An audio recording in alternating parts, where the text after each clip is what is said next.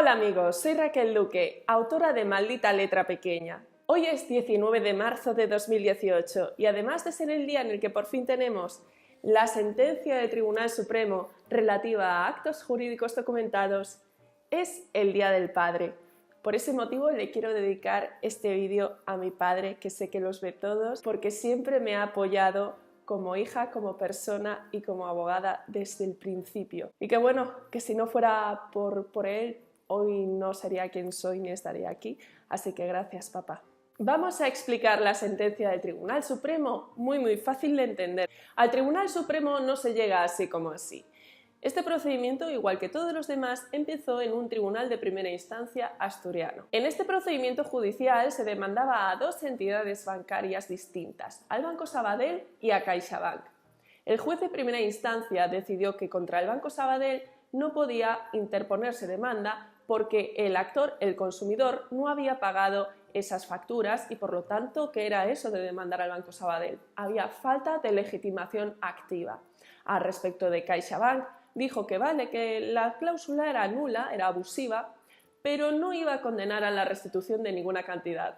Así que el consumidor se quedó con una bonita sentencia, pero sin un solo euro. Esto se recurrió a la Audiencia Provincial de Asturias y en la Audiencia Provincial las cosas cambiaron bastante. Allí se dijo que el Banco Sabadell sí que podía ser demandado por esta persona independientemente de que no hubiese pagado las facturas, y al respecto de CaixaBank se dijo que además de la declaración de la nulidad correspondía la devolución de unos 1.147 euros, pero sin la devolución del impuesto de actos jurídicos documentados que tanto discutimos y que es el grueso de todas estas reclamaciones. Ya os he explicado en vídeos anteriores por qué esta cláusula de gastos de hipoteca es abusiva para nuestro Tribunal Supremo. Lo que dice la cláusula es que absolutamente todos los gastos, cualquier gasto que pueda haber, va a ser asumido por el consumidor, por el prestatario. Y esa cláusula de efectos infinitos es abusiva. Con el ejemplo de la cena. Tú te vas a cenar con un amigo y no es justo que pagues tú toda la cena y que tu amigo no pague nada si habéis cenado los dos. Tiene que haber un reparto del gasto si ambas partes están disfrutando de ese negocio jurídico, de ese préstamo con garantía hipotecaria. Y ahora vamos al meollo del asunto. ¿Qué es lo que se dice o por qué se llega a la conclusión de que actos jurídicos documentados debe pagarlo el consumidor, el prestatario? El Tribunal Supremo habla de que parece que hay una contradicción en la norma. Entendamos una cosa, aquí hay dos negocios jurídicos. Por decirlo así, hay dos contratos diferentes. Uno es el préstamo y otro es el de la hipoteca. ¿Por qué son diferentes? Porque tú a lo mejor te pides un préstamo personal y no es necesario que hipoteques tu casa. Partiendo de esta diferencia, en la ley de los impuestos, en la ley del impuesto de transmisiones patrimoniales y actos jurídicos documentados, se dice por un lado que el préstamo lo tiene que pagar el prestatario, el consumidor, y por el otro lado se puede entender que la hipoteca, el impuesto derivado de la hipoteca, lo paga la prestamista, la entidad bancaria. Pero ¿qué pasa? Que la ley dice lo siguiente: la constitución de las fianzas y de los derechos de hipoteca, prenda y anticrisis en garantía de un préstamo tributarán exclusivamente por el concepto de préstamo. Lo que te están diciendo es que, vale, aunque haya dos negocios jurídicos independientes, vamos a hacer el impuesto solo dentro de uno de ellos, dentro del préstamo. Oh, qué casualidad que es justamente el que debe pagar el prestatario o consumidor. Me hace gracia que la sentencia haga una referencia de por si acaso. Dice, frente a alguna duda de constitucionalidad que se ha manifestado doctrinalmente, esto es, bueno, en este procedimiento no se ha planteado, pero como lo hemos oído por ahí, pues que sepáis que esto tampoco es inconstitucional, porque ya tenemos una referencia del Tribunal Constitucional al respecto de este impuesto y de cómo respeta nuestra Constitución el hecho de que el consumidor, el prestatario, sea el sujeto pasivo de este impuesto. Es una opción de política legislativa válida desde el punto de vista constitucional que el sujeto pasivo de la modalidad de actos jurídicos documentados sea el mismo que se erige como sujeto pasivo del negocio jurídico principal, es decir, el del préstamo. Esto, para el que no haya sabido leer entre líneas, lo que te está diciendo es que es una opción de política legislativa válida legislar en favor de los bancos.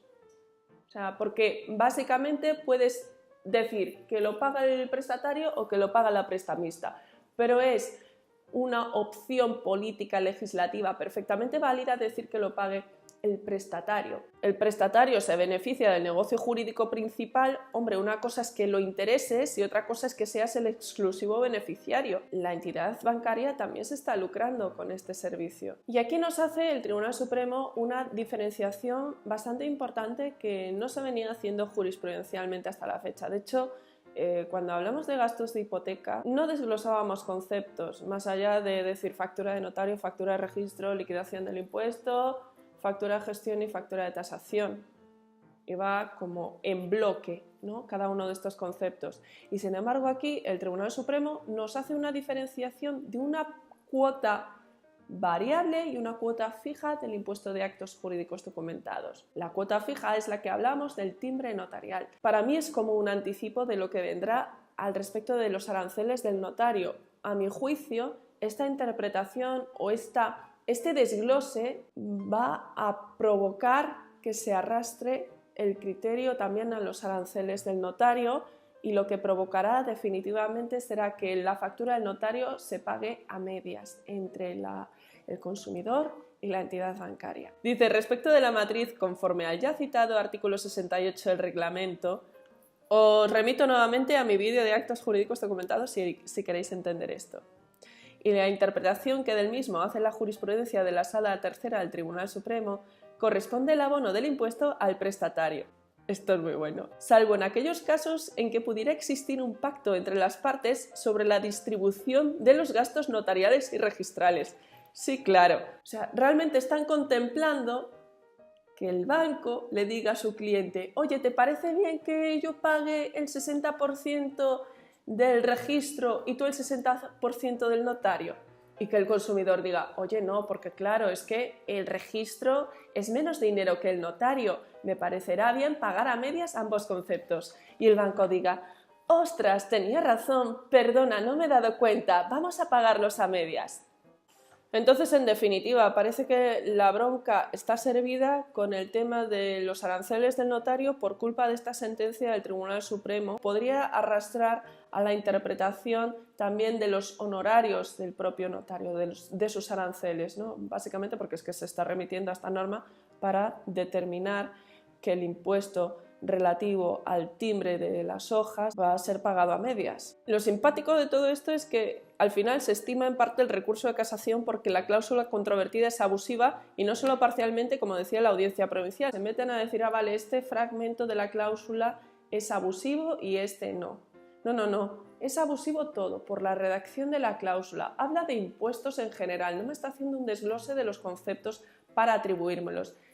Hace una generalización de que todos los impuestos correrán a costa del consumidor y, por lo tanto, aunque el único impuesto aplicable en este momento sea el de actos jurídicos documentados, nada impide que en el futuro haya nuevos impuestos que graven esta misma hipoteca y que, debido a esta cláusula, deba pagarlos el consumidor. Así que en este sentido estoy de acuerdo. Dice: cuestión distinta es que, una vez declarada la abusividad de la cláusula y su subsiguiente nulidad, haya que decidir cómo ha de distribuirse entre las partes el pago de los gastos e impuestos derivados del contrato de préstamo con garantía hipotecaria.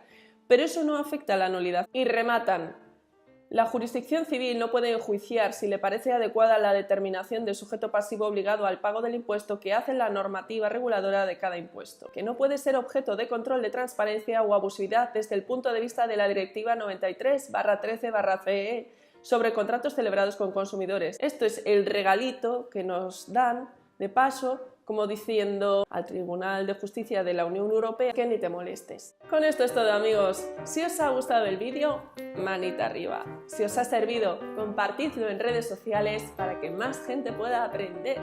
Y si queréis aprender más cosas en derecho de consumo y estar al tanto de cómo va la jurisprudencia al respecto de las cláusulas abusivas, suscribiros al canal o seguidme en redes sociales. Tengo Facebook y Twitter y en ambas soy @duqueabogada. Un saludo y hasta el próximo vídeo.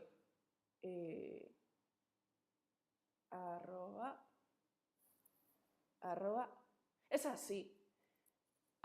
@duqueabogada.